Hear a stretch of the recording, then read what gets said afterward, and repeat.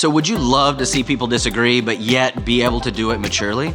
Well, today we talk about how.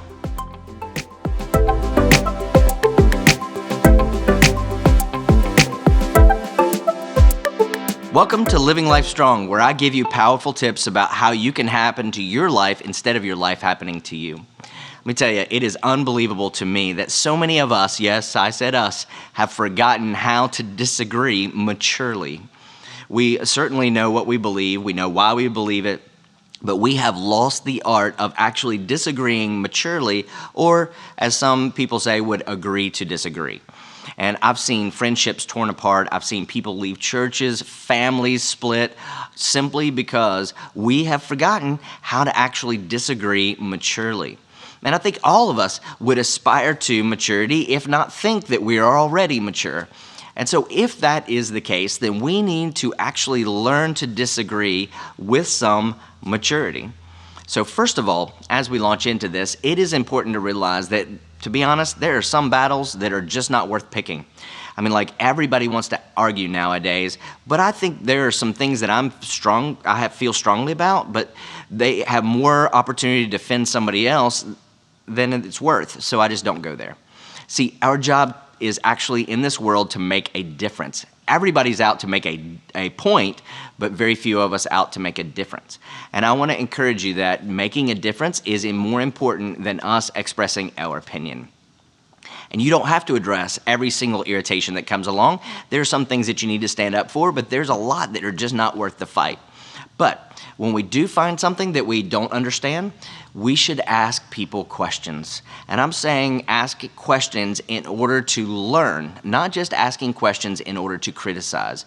Because you know the difference, I know the difference, and they know the difference as well. But also, make sure that you are calm. See, heightened emotions are not conducive to a mature argument or a mature disagreement.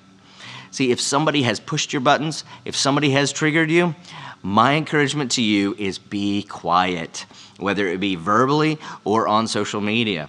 Be quiet until you calm down. And many times when people have offended you on social media, you don't even need to respond. Mature people a lot of times don't. If you know the person personally, pick up the phone, ask them some questions. Hey, can you talk with me about this? After you've calmed down. But what I've found is that to engage in social media is not a clear sign of maturity a lot of times. But listen, your relationships with people are more important than you being right. I want to encourage you, value relationships over your relentless opinion. They are always more important in the long run. And so if you do talk with somebody, talk with them with the understanding that you are there to clear the air rather than win an argument. This is called maturity. Ephesians 4 says to walk in all humility, which means I don't think that I'm right all the time. And then gentleness, which means that I'm not going to tell you what I think, whether you like it or not. And then patience means that other people may not know as much as I know, but I'm being patient with them. And then it says bearing with one another in love. Sometimes we got to bear with one another, but we do it in love, not frustration. And then it says, be eager to maintain the unity.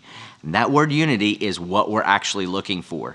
That we can agree to disagree and yet still be friends. Be one in the spirit and in the bond of peace. Because that peace will actually bond you together if we can disagree with some maturity. And I will say that it is actually more important that you focus on understanding why the other person thinks that the way that they think, as opposed to trying to convince them to think the way that you think. Even if you think you're right, it's not your responsibility to convince them that you're right. Maturity tries to understand why the other side thinks the way that they think. Mature people have done this for generations and generations. And for some reason right now, many of us really struggle with this.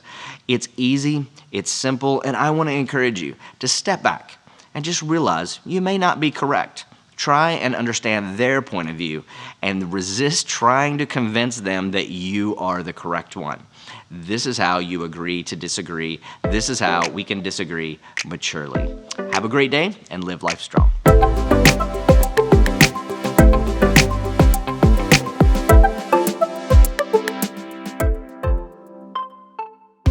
Don't forget to subscribe, and follow Living Word on social media.